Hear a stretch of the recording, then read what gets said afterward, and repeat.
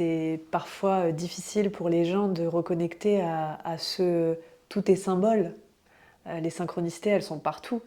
Alors forcément, il y a des personnes qui l'expérimentent depuis toujours et ils sont habitués, mais il y en a beaucoup qui ne les voient pas. Et finalement, c'est tellement porteur, c'est tellement... Et en plus de ça, ça n'a rien de perché, c'est scientifique. C'est-à-dire qu'à l'état de proton, on est tous liés, connectés. C'est-à-dire que tout est énergie.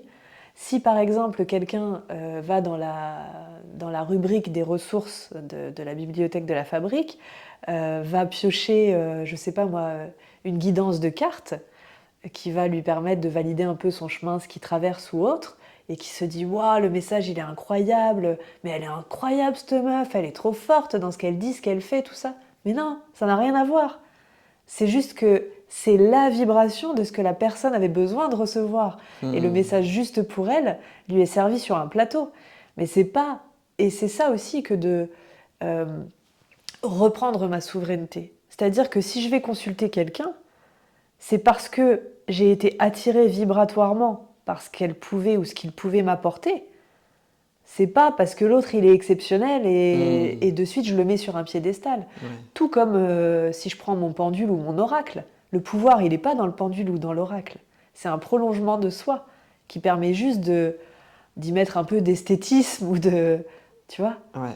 Mais c'est qu'un outil qui prolonge notre guidance, notre sixième sens, quoi, qui passe à travers nos cinq sens. Et ça, c'est important de le rappeler. Qu'aussi, en effet, le résultat, ça a été beaucoup de pression pour moi, ça, en tant que thérapeute, quand j'accompagnais, le fait de m'approprier le résultat thérapeutique de la séance, tu sais. Alors qu'en fait, le patient vient, mais le patient a décidé de venir. Et par cet acte de décision, a déjà initié un processus en lui de, de, de guérison.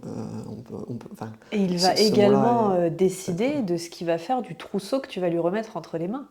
C'est-à-dire que tu peux lui donner toutes les clés précieuses en or massif, lui remettre dans ses mains et qu'il n'en fasse rien.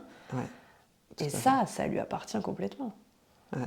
C'est une vraie question, ça. Là, quelle est la responsabilité dans le résultat Moi, je pense de que la l'un et de l'autre? responsabilité, c'est dans l'idée de donner le meilleur de toi-même, toujours. Et là, tu as fait le job. Après, l'autre en face, il peut prendre le meilleur comme le pire. C'est Toi, tu as ça. donné le meilleur. Exactement. Je Ouais. pense que notre responsabilité, elle s'arrête là. Faire du mieux qu'on peut, Mm. en toute authenticité et avec nos parts humaines. Et aussi. sentir qu'on a de la valeur, même si on a l'impression de ne pas avoir fait assez. Ça, Ben oui, parce que de toute façon, le pas assez peut être encore plus révélateur et permettre encore plus à la personne de transformer l'essai. Tu ouais, c'est vois. magnifique de voir ça comme ça.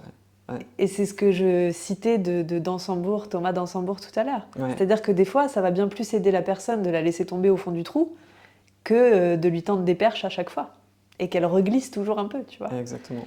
Donc, Parce qu'il y a un avantage réel à souffrir un bon coup intensément. C'est que oui, tu seras allé au bout c'est moteur de changement. Vraiment. et tu auras vraiment Il y a un transmuté. vrai désir de transformer quelque chose après du coup. Oui. Donc il y a un potentiel, il y a un bénéfice à la souffrance.